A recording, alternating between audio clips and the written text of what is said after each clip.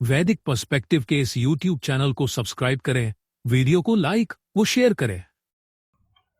ॐ अष्टवी अक्षत ककुभः पृथिव्याः त्रिधन्व योजना सप्त सिन्धून् हिरण्याक्षः सविता देव आगात दधत रत्ना दासुषे वार्याणि। 8 दिशाओं ने व्याख्यान किया पृथ्वी का 3 प्राप्तव्य हैं। योजना है 7 सिंधु को। हिरण्य नेत्रों वाला सर्वोत्पादक देव आया, धारण करे रत्न। दान देने वाले के लिए वरण की जाने योग्य। यह जो मंत्र लिया गया यह ऋग्वेद के प्रथम मंडल का 35वें सूक्त का यह अष्टम मंत्र है।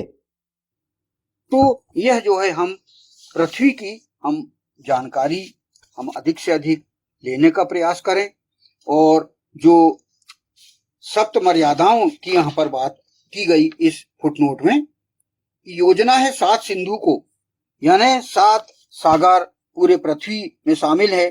71% भाग पर जो महासागर स्थापित हैं और 29% भाग पर जो महाद्वीप हैं, उन महाद्वीपों के विकास के लिए योजना बनाएं और उस पर हम प्रोग्रेस करें।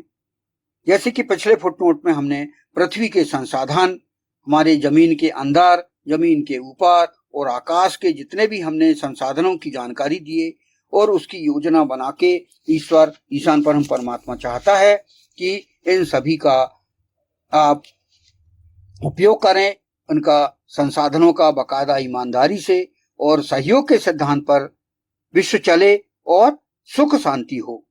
आप भोग करिए और प्रोग्रेस करिए, यही ईश्वर चाहता है। अब इस अष्टम मंत्र के अगले फुटनोट में हम प्रवेश करते हैं। हिरण्य नेत्रों वाला सर्वोत्पादक देव आया, धारण करे रत्न। इसका मंत्रांश है हिरण्याक्षः सविता देव आगात दधत रत्ना। ये इसका मंत्रांश है।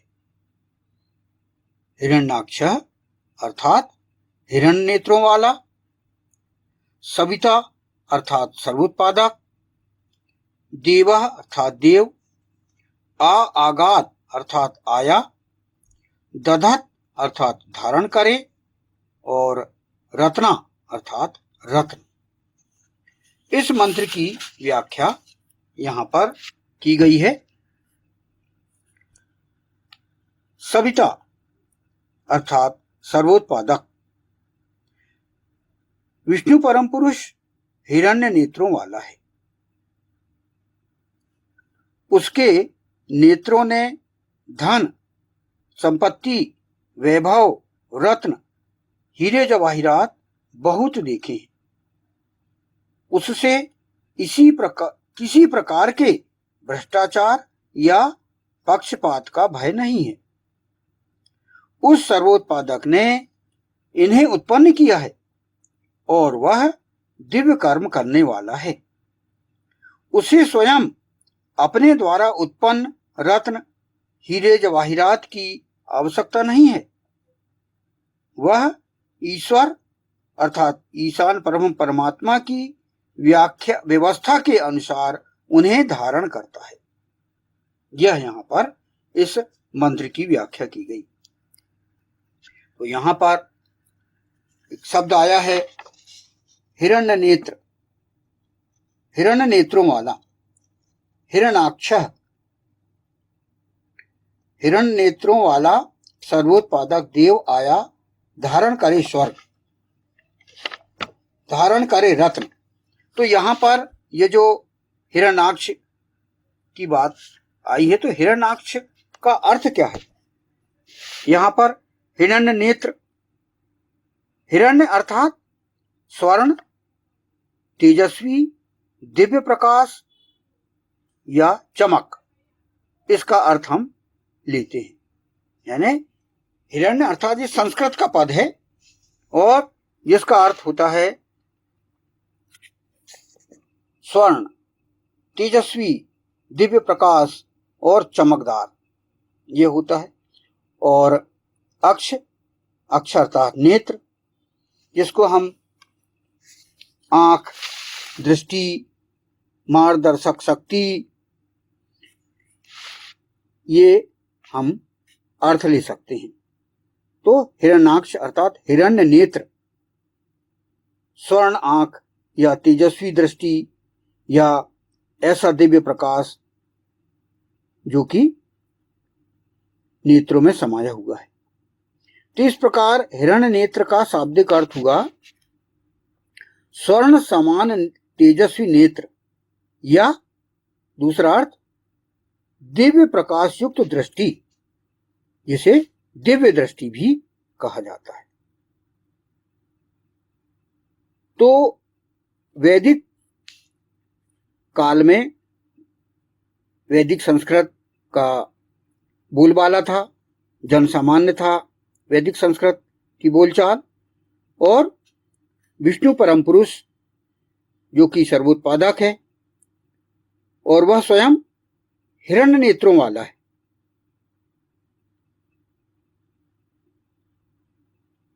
वेद में हिरण्य शब्द केवल सोने के लिए नहीं या गोल्ड के लिए नहीं, बल्कि प्रकाश, तेज, पवित्रता, दिव्य चेतना और जीवनदायी शक्ति के अर्थ में भी प्रयुक्त होता है। इसलिए हिरण्य नेत्र का यह गहरा अर्थ है। वो क्या है? दिव्य दृष्टि, ऐसी दृष्टि जो सत्य को देख सके। और दूसरा ज्ञानमय नेत्र, अर्थात अज्ञान के अंधकार को दूर करने वाली चेतना, ये हो गई हिरण्य नेत्र, हिरण्याक्ष। और तीसरा है कल्याणकारी दृष्टिकोण। हिरण्याक्ष का अर्थ जो सब में अच्छाई और व्यापक हित देखे, उसकी दृष्टि में ये बात होना चाहिए। फिर चौथा है सूर्य समान प्रकाश।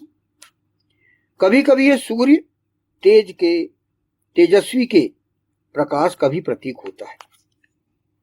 तो यह जो है हिरण्य नेत्र का या हिरण्याक्ष का हम शाब्दिक अर्थ हम ले सकते हैं। तो सतयुग में, पुराण काल में, पुराणों में एक राक्षस का भी नाम आया हिरण्याक्ष। तो हिरण्याक्ष ये शब्द एक विशेषता को लिए हुए है और ऐसे ही नाम कोई भी रख सकता है, हिरण्य नेत्रों वाला। तो हिरण्याक्ष बाद में वो अपने जो है उसका हनन किए भगवान विष्णु ने, क्योंकि नाम रख के ही कोई ऐसा अच्छा नेत्र वाला नहीं बन सकता। तो यहां पर हम हिरण्याक्ष का शाब्दिक अर्थ हमने समझा है। और जो है विष्णु, सूर्य अथवा सविता आदि के लिए जो है तेजस्वी नेत्रों का वर्णन मिलता है कहां पर?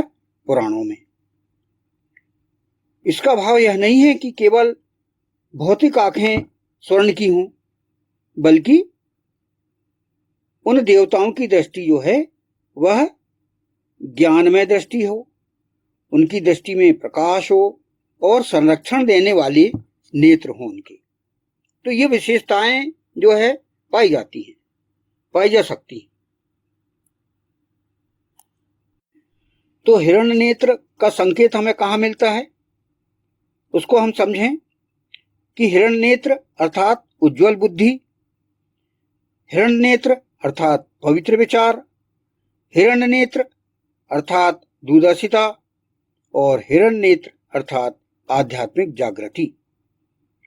इनको ही हम हिरण्याक्ष कह सकते हैं, इस शब्द को।